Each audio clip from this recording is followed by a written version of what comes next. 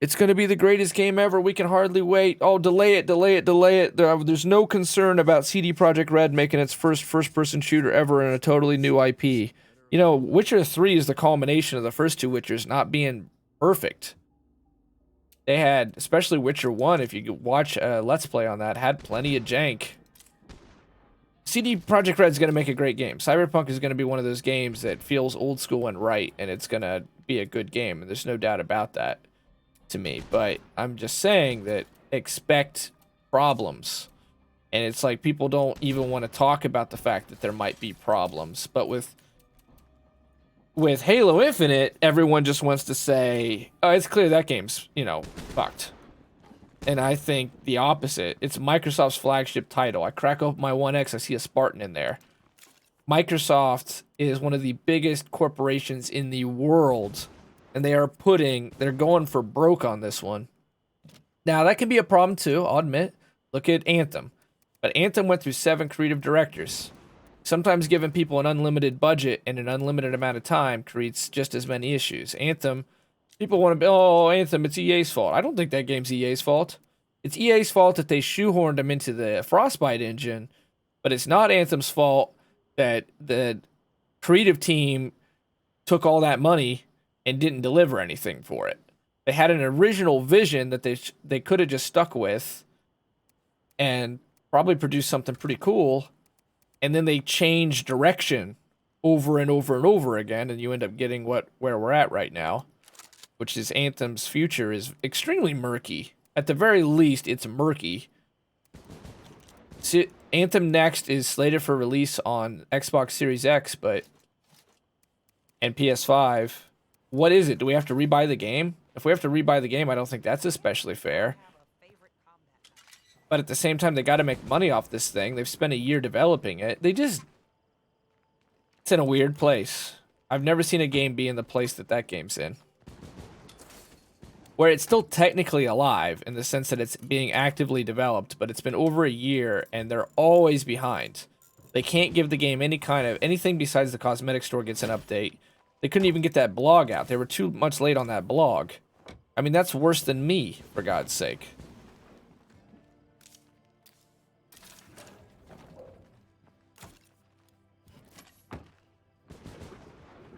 Content is hard, yes. The immortal words of Bungie.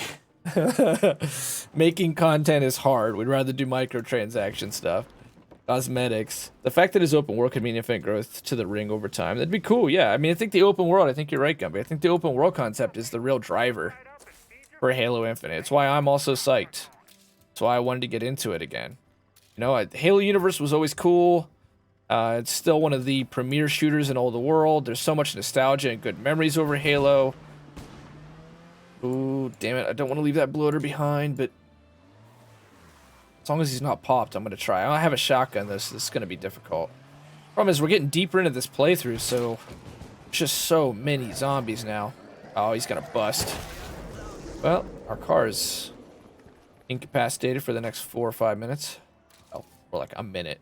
We got to get this guy to max stamina. We got to level this guy up. He's going to be our final raid guy.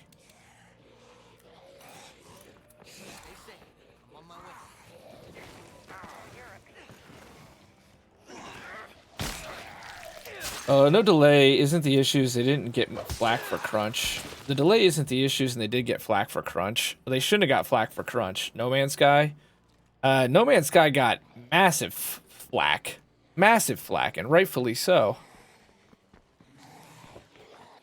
But the difference with No Man's Sky is they delivered in under a year.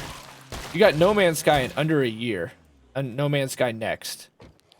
And obviously that changed everything about how people feel about that game, and they continue to update it and serve it to this day. So there's no doubt that No Man's Sky is a redemption story. Well, everyone was saying this is going to happen for Anthem. Anthem had more resources. It's got EA behind him. Sony was pissed at No Man's Sky. It was pissed at, Hello Games? They said it shouldn't have been a $60 title, and they went dark. But in less than a year, you got No Man's Sky Next. I mean, Anthem hasn't gone totally dark, but they're taking longer than you would expect, considering that this was a AAA title that launched a year ago, sold at $60, $70 with microtransactions. Didn't get a lot of updates in the median, and then went completely dark, and their team shrunk to 34 people. I'm just saying, it doesn't look very good. And I don't think CD Projekt Red should get flack for... The only reason they should get flack for crunch is because they said they weren't going to do it. They should have never said that.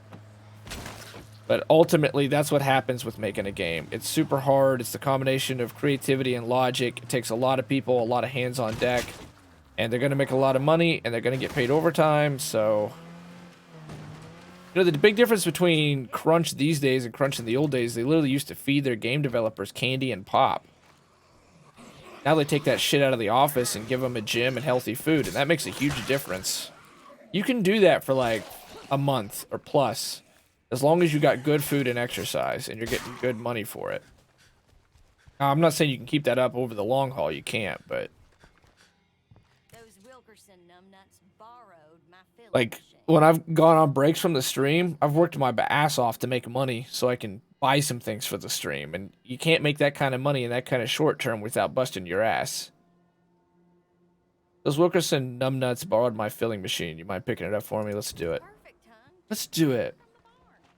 In fact, content is hard, right? The delay isn't the issues. It didn't get flagged for crunch. Isn't the issues. The issue to me is not the delays. I could care less, and I figured it was going to get delayed some more. It's that when CD Projekt Red clearly is having some difficulty. There's very little gameplay footage out for it. There's, you know, the gameplay reveal originally a year ago was behind closed doors, and that's the first time anybody learned it was even a first-person shooter. I totally think that the gameplay reveal they did was just like No Man's Sky. And Anthem at EA, E3, rather. A pre-scripted demo that's very selectively crafted to put the best foot forward. I don't think we have any real indication of what CD Projekt Red's game is like. Except that it's big. And it probably has a very vast story. Great. Excited for that. It's probably deep. Excited for that. If it can retap what made DSX so good, the first one, we're gonna have a special game on our hands. But the way that social media and the gaming journalists respond to CD Projekt Red, who aren't, it's weird because they're not woke at all. They're Eastern Europeans. They don't give a shit. They don't follow any of our SJW shit. They don't care. They're not into it. They give them a really hard pass. It's gonna be great. Just no worries. Can't wait. That's ultimately for good reason, because CD Projekt Red has so much goodwill. But how many times has the narrative changed too? There was not going to be any microtransactions. Now there is, but they won't be predatory. It was going to, remember, no microtransactions, no bullshit. Well, now there is going to be microtransactions. There's now going to be a multiplayer release later in the year, which I'm fine with. I think it freshens games up considerably. Still, they've changed their story a bunch of times. They don't get asked about it. Halo Infinite loses one director and has one delay, and it's troubled. Reba sent me to start pick up her filling machine. She said you were giving it back.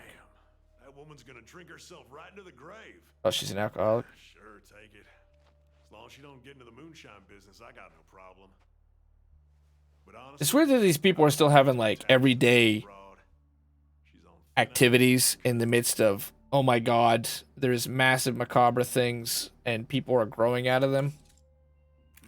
So, like, I just feel like the stories don't really make sense for the world we're in.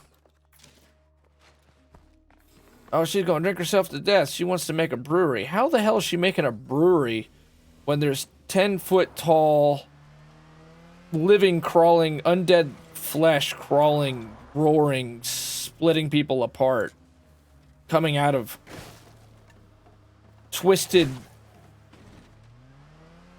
masses of human organs and bone and blood? Gonna finish this now? Not right now, but today we're gonna finish it. We'll have it done today. Can you see the other side of the argument, though? What's the other side of the argument? I think I accepted both sides of, like, where that's at in the full story. Sure, and hey, Mickey asked after you. Let's do this. What's an argument? We're not really having an argument, we're having a conversation. What, that Halo being troubled, Maltroff, or what? So what is that side of the debate that Halo is supposedly troubled? Mickey's a sweet boy, but he lets his cousin Nat run him around on the end of a stick. Nasty. So are you going to join us, Reba? Because I think you might be next to last for the achievement. Never played Halo, can't join. Right. She knows about it. It's all good. I'll try. We're talking about Halo Infinite. I don't know if you stay up with gaming news. Maybe I shouldn't have done it, Curiously. Is that literally all it took? Was delivering Curiously ruined the fact that she could join us?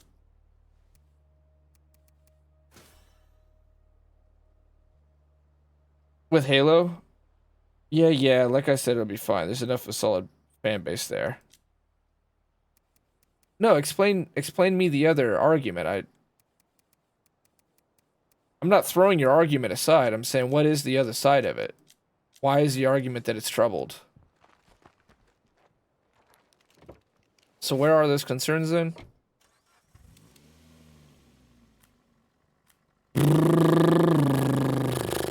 And I said argument for the sake of Albatross, because it's not really an argument. We're not yelling and screaming. It's just Halo, for God's sake. It's not the capitalists and the communists, and we're deciding the future of the world.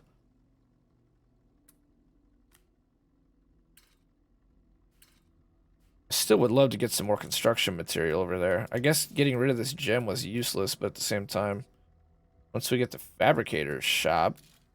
Wait, let me check her traits. She's still in here, or did she just vanish? I'm not seeing her on radar, so there she is. Yeah, what?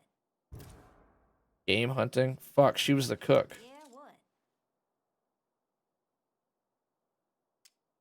Okay, well maybe she'll have a second mission. I hope she'll have a second mission. We do need a cook. That'll be a huge help to our stamina, actually. Check this out. I could sell her that generator real quick. Yeah, what? Que quieres? All right. Oh, well, damn, she doesn't even have the... Here, I'll take this. Then I'll get a discount for it. To sell her shit that's in her own house.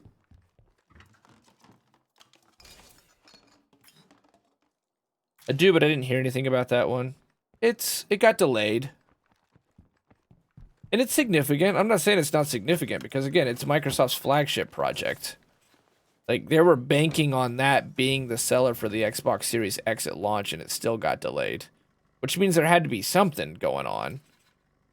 It's not like it's a non-story. I'm not saying that either. I'm just saying I think that it's overblown. And then I think that there's like a dual standard going on with those two games right now. Those are the two most hyped games that I can think of coming out right now. Infinite and Cyberpunk.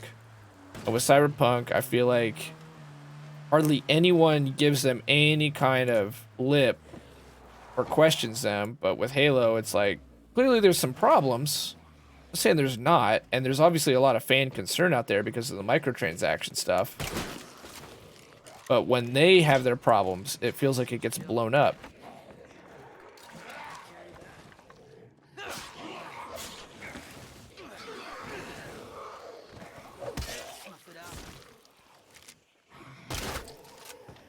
Anthem just feels unlucky.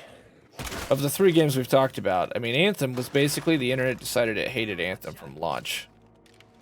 And that already made things pretty tough for Anthem. Anthem didn't deserve to be hated at launch. It wasn't like it was trash.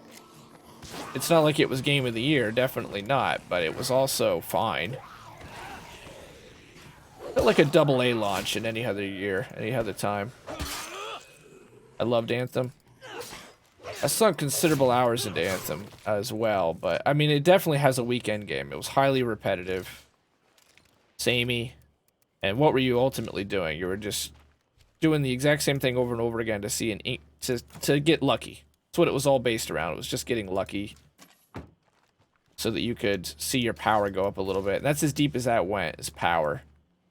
So much, I probably don't need to explain it to you. You loved Anthem, but so much so that you might remember when the weakest weapon in the game was the most powerful weapon in the game because it broke their algorithm. Their whole algorithm was based upon power scaling. So by putting on the lowest level weapon with high level gear, the weapon would, they would balance the weapon to do damage to the enemies according to its power, and so therefore you were, by a percentage, doing more damage than any other gun, and then they fixed that. But that just showed, like, underneath everything, their system was flawed, deeply flawed. People say deeply a lot with Anthem. I don't think that there was that many deep-setted issues with Anthem outside of the way that they based their systems was, like, the math underlying it was faulty and boiled down into some really basic shit.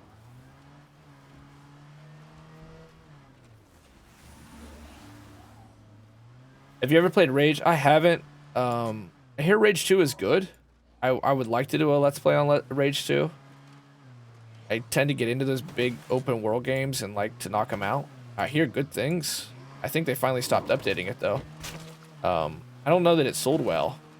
And I heard the first Rage is okay. You played RuneScape? There you go, Albatros. Are you still an MMO person? By the way, best driving skills 2020. That's MMO grinds in general. I feel like with MMO grinds, you're going for something deeper though. Like, I was really into Dofus, and I was really into Guild Wars. Especially Dofus. And it wasn't just repeat to gain some percentage point. It was like, repeat so that you can gain this, which allows you to do that. So it was like, Dofus had a really deep player economy. Okay, we gotta run this dungeon so that we can get keys, and then we can sell all these keys, and then we can turn those keys into like one piece of this set. And this set allows my Bramble character to have a wider AoE, which will then allow us to do this dungeon so that we can finally farm for your knight to have the Claymore of Infinity, which will give him a new ability, and this ability will allow him to beat the raid boss. So it was like 5 times deeper, which was pretty addicting. This is actually the intro to the final mission. And same thing with Guild Wars. Like, you level capped at 20, but then it was all about questing and the OG Guild Wars when it first came out. Level capped at 20, and then it was just all about questing and getting unique items and forming a build around those unique items. Like, yeah, power, raw power was there, but there was also a deeper RPG underneath it. Whereas Anthem, it was literally just grind shit over and over and over and over, and it's identical and glitchy. There was that one night we were doing speedruns on the monitor, and no speedrun was alike because we got a new glitch every time. Either one time we literally spawned on top of the monitor, one time the monitor just randomly disappeared, another time like the world disappeared from underneath our feet. So on a technical level, big issues. And then, as I say, it was like, it boiled it down into rinse, wash, repeat, so that maybe you got an item instead of 774 power, 775. It didn't even matter what the item was. There were some things that were better than others, just on a purely functional level. Like the primers, a primer and a detonator, which was a cool system, and I wish they would have gone even deeper with that, but that was it. It boiled down into a freaking primer and a detonator. Good place for an outpost right here. And there weren't enough of the two. There was many more primers than detonators, so it became really generic. Like the flamethrower and the mortar were always like the two go-tos. You would only play with the other ones just because you wanted to do a challenge. And if you were doing, when we did the Cataclysm, our whole build just boiled down into put on your highest power shit, because then your gun's gonna do the most damage, and that's all that actually matters. Now they're gonna improve it, but. And I played it a lot too, like you did, Maltroff. I'm just saying that I understand that complaint.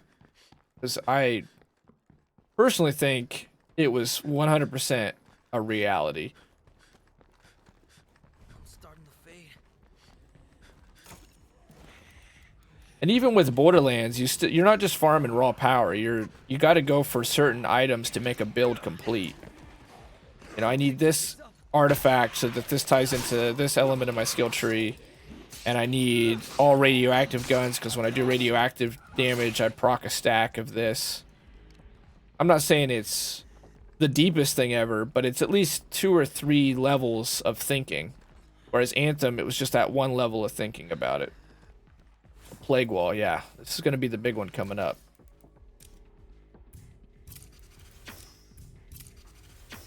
I love the first Rage. I was a top 10 rating guild in WildStar. Wow, very nice. You definitely know your MMOs then. You definitely know your MMOs. And I think that and since you do know your MMOs, maybe you understand where I'm coming from with that. MMOs are really cool for the fact that they have so many systems in place, and they're so complicated. And to me, the most interesting thing about MMOs is how they work as, like, real analogies to real life. In-game economies and how they relate to real-world economies, to me, is, like, fascinating. Search complete. How you can see inflation, you can see when an economy is strong, you see when an economy is shrinking, you can see how different items are valued. But of course, the problem with video games is you get a lot of artificial shit in there.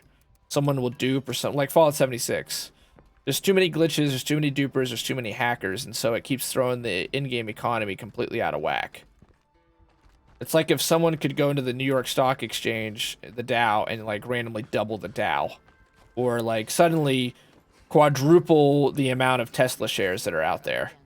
You know, that we don't have that in the real world, thank God, or everything would break, but that's my only problem with it. But what was good is when you have a secure game and there's not a lot of hacking, like Dofus, then like really powerful items or really high tier crafted items have a value. And that creates all these secondary objectives and goals. Like I went hard into the crafting in Dofus. I had a miner and a jeweler just so I could get my stake of the economy, make some money, and then go buy gear that I needed for my character on the open market. And there's like, you know, so it becomes like 4 different ways. And I would only be preaching to the choir in your case because you play MMOs, but I always have enjoyed that. It's why it sort of exists in State of Decay 3. I could see State of Decay 3 getting those MMO features. I thought Anthem was going to have some of those kinds of features.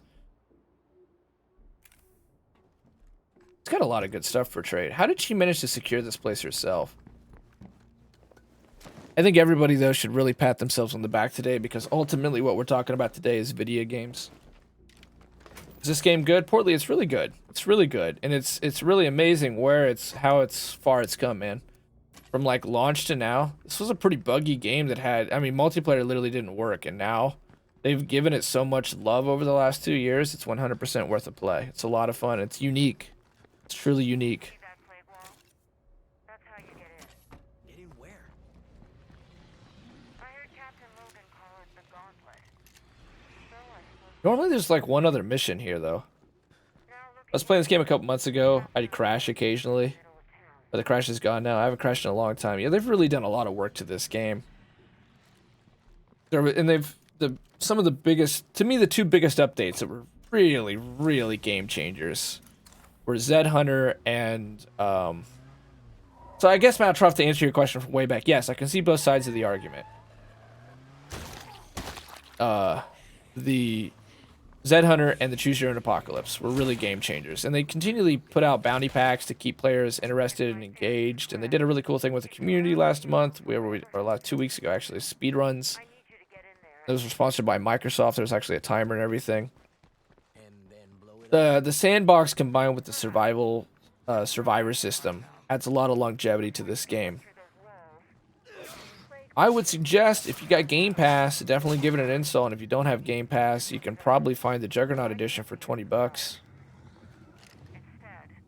I'm sending you to retrieve some equipment that will allow And that is a super deal because that's everything. That's all the updates, that's all the DLC up to this point, including Heartland. And they continue to update this game, and they say they will update it up through State of Decay 3. So I assume they're going to stop when State of Decay 3 is out, and they'll probably get a final update. But at this point, from what they've talked about on their live streams, this area is not all that well optimized, is it? They plan to keep updating it. Yo, Portly, V2 Portly. Thank you very much for taking the red pill, seeing just how deep the rabbit hole goes. Welcome to reality. Portly, thank you very much for the follow, man. I really appreciate it. Yeah, I can't wait to see Red Zone and see how fast I die, no doubt. I am super looking forward to Red Zone. I'm going to take in 3 Red Talon people, and I'm going to be so upset when they get split in half and their brains get eaten. Scooped out like soup out of a bowl. But it'll be worth it. I loved Nightmare the first time I played it. I was a huge State of Decay fan. State of Decay 1. And I really liked State of Decay 2, but I had a lot of trepidation over it, and I really felt like State of Decay 1 did a lot better. I didn't think it was better overall, but I think that there was some things that State of Decay 1 did better. I still feel that way on some things, but when I came back and Nightmare existed, it just felt like everything clicked. It felt like the way State of Decay should be. It was really difficult. You had to manage your resources better. People got sick. Blood Plague mattered. And facilities that didn't even used to matter, like trying to stabilize somebody with blood plague so they don't get sick faster. Like, dude, never even used that shit once outside of the tutorial in the base game. And once Nightmare came along, it became a lifeblood to try to use meds and stabilize people. And that first time playing it, like rushing around the map, hoping desperately for a med supply rucksack to keep a Red Talon survivor stabilized who had the plague, and not being able to produce the plague because I don't have enough medical supplies, or I don't have the right person, I don't have a doctor. It just felt like this is the way State of Decay should have been at launch. If they had Nightmare mode from launch, not like this game's history is bad, but I just think that it would have really caught fire.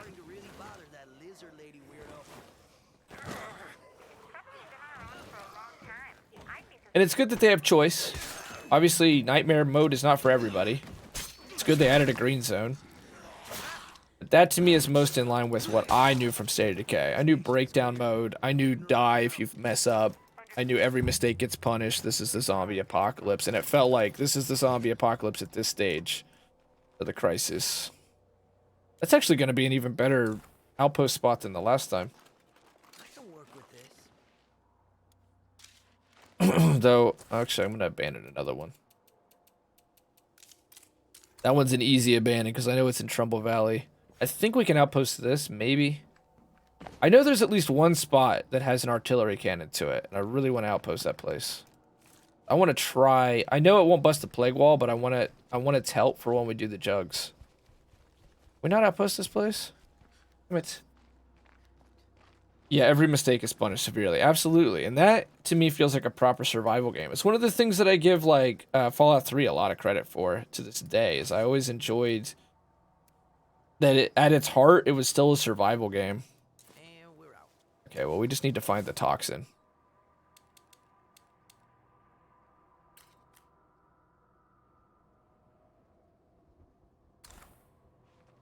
Beat the enemy. Search the army refugee camp for the...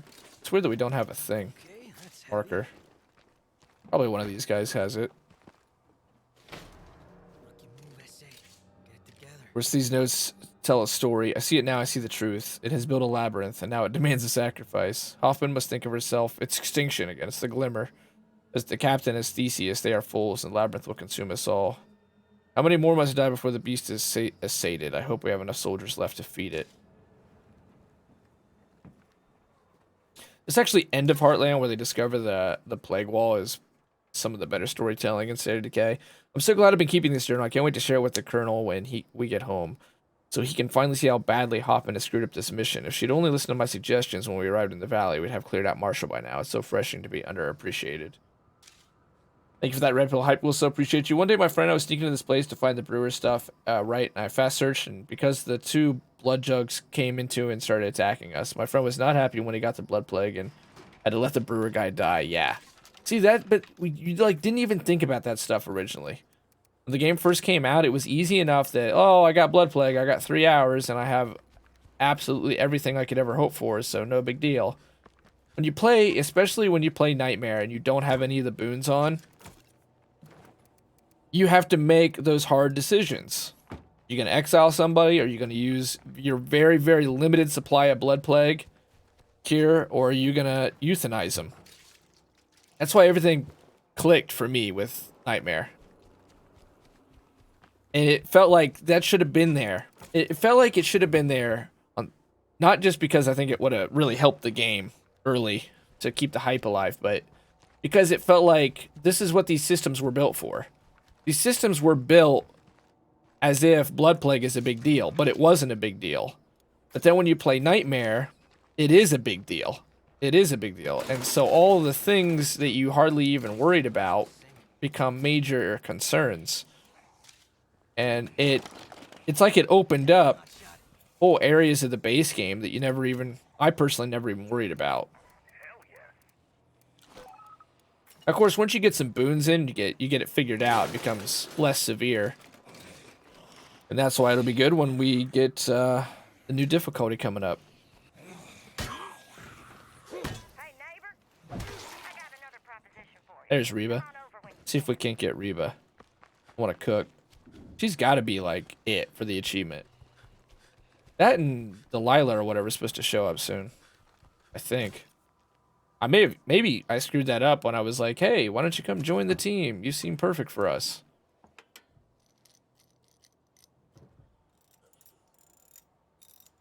Did I get max skills? Oh yeah, wits. Wait. This will open up some slots for us. Why does his name's Chavez, but he looks like he's from the like Philippines. Looks Polynesian.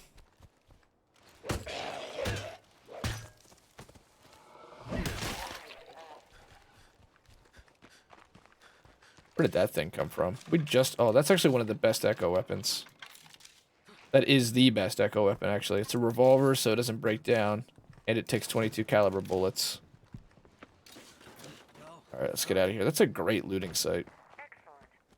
You can install that device anywhere in your base. Spanish colonized the Philippines would make sense. Did that change the... Do they take Spanish names in the Philippines? Poison glands you harvest. You'll need a lot of them to punch your way through that gauntlet. Yes, oh, I didn't know that. I thought they still, like, had basically their culture. Getting plate loaders. Call me on your radio. I should be able to help. Let's do it.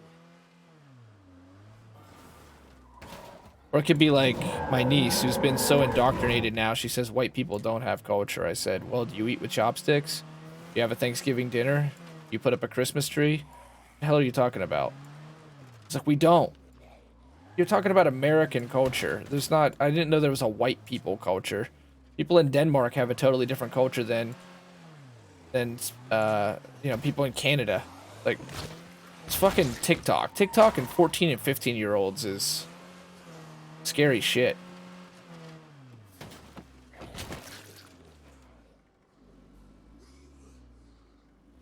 This Rodrigo. Oh, I'll be darned.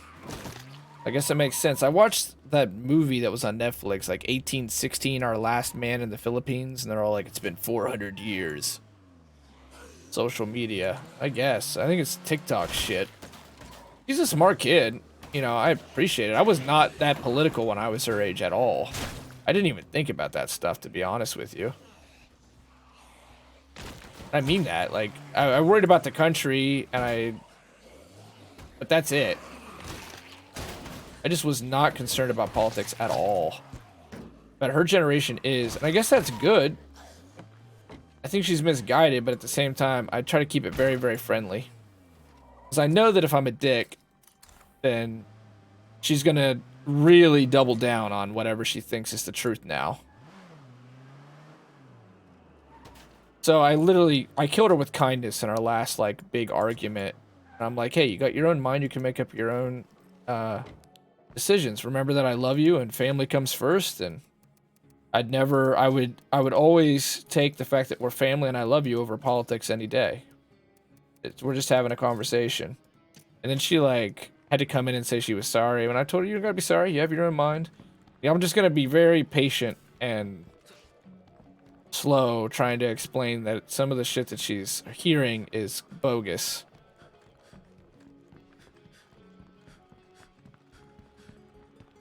You know, she's telling me, you know, goddamn Indian genocide and how all the cops are out here murdering everybody, and there's always an ounce of truth to something, but don't take everything at full face value. It's just more complicated than all of that. But that's not what TikTok says, and I think that's all that really matters for her. Now I'm having a therapy session. What to do about my teenage niece? Well, she's a teenager, jackass. What do you think? What do you think she's gonna say? You need to take that home. Oh. It was nothing.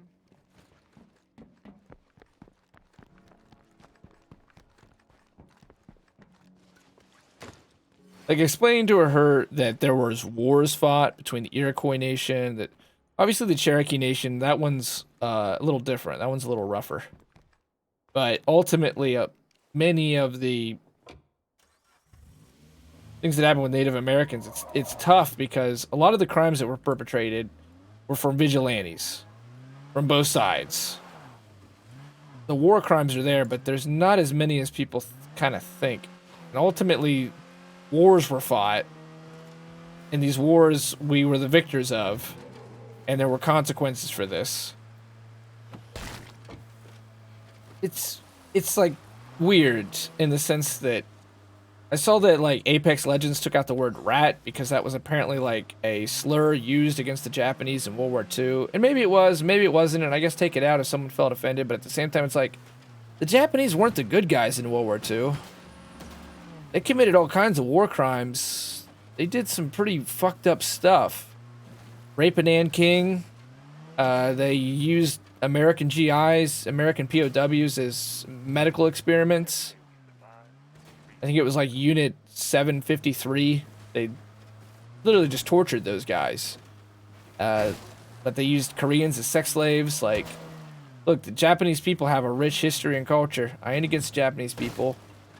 But why is a slur used in World War II offensive today when they were the bad guys? And all I'm saying is, can we talk about it even? Take it out if people feel that way, but it's just like we don't even go there anymore. We don't even talk about it. Like with what happened with Yale, and my brother graduated from Yale, Corey. He comes in here, shoe guy. We've had a lot of discussions about this. How a few years ago, when all this shit really started in earnest, when there was that Halloween, and there was that one set of college housing, and they were gonna have a Halloween party, and the deans of those whatever you call it, the student housing, doesn't matter, said, you know, don't put on like an Indian headdress and don't culturally appropriate, which again is only really an American thing, which is weird because I guess in Germany and shit they do that, and I get why we don't do it. You know, it's disrespectful.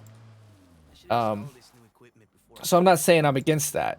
I'm saying that what happened was the dean's wife sent out an email and said like, you know, or at least let's talk about it. Like, she could have worded it much better, but literally what the email was insinuating was maybe we shouldn't just make things automatically taboo. Like, it was automatically taboo 50 years ago to have, in the portions of the American South, to have a black person share the dinner table with you. That was completely taboo, and nobody questioned it. So maybe we're approaching a new area where we need to at least ask questions about where our taboos are at as a society and how they got that way, rather than just automatically accept them. They're taboo. You don't go there. You don't even talk about it. And that freaked them out, and they're like, oh, we don't feel safe here in this beautiful, wonderful college with the rich wood and the best professors in the world, and you're totally isolated. They don't feel safe here, and it was just completely like... They look like brats. They look like completely spoiled brats. There's people out there that are farmhands. There's people out there crossing the Rio Grande right now. There's people struggling every day, and you're saying you don't feel safe. It's like that was the fire started. The embers were there, but the fire started. And he's told me like he doesn't like the direction things are going.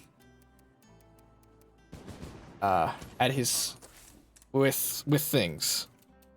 He doesn't elaborate because he's careful like that and smart like that, but it's like they seem alien to the rest of us when they do that. Pratt, that's an English slang. That means like idiot. Oh, is it Yale? Wow, he's smart. He's really smart, and he did not grow up rich or anything. He worked his ass off for everything that he has done. And his story is very different. Like, when he's talking about they don't feel safe here, like, I can see why he doesn't feel good with that, because his dad died of cancer at 30. His mom was literally mentally insane. She was insane. And it was a very toxic, and I'm not going to go into it because a lot of it's personal, but there was a lot of struggle there. And he was poor, and people like him used to not even have access to Yale. So that's where things have changed in the right direction. But to see people saying like, oh, I don't feel safe here, and knowing the kind of background that he came from, our area, which is blue collar, it's working class, yeah, people are like wearing warm, comfy clothing in this gated community, and they don't feel safe because the dean's wife said maybe we should have a debate about why we don't culturally appropriate. Like, not saying we should culturally appropriate, but just saying we should at least be. It's like the flat earthers. You know how the flat earthers started out and they were a movement to provoke scientific discussion because they're like, oh, we accept that the world is round because it is round, but can you explain why it's round? How do we know that it's round? And that's why they did it. And then, of course, people were like, oh, it must be flat because I can't explain why it's round. And that spawned its own shit. So that could be its own set of problems, of course, in the sense that you could say, let's have a debate about cultural appropriation and why we don't do it. And then when people aren't able to explain why we choose not to do it, then it becomes okay to do it. At the same time, it's the whole, like, do we just make it, are we allowing some things to become dogma? Are we saying that topic is off limits, we don't go there? And then 20 years from now, we wonder how we got there because we don't talk about it. But even that nuance is lost in the we don't feel safe here. Obviously, I need to do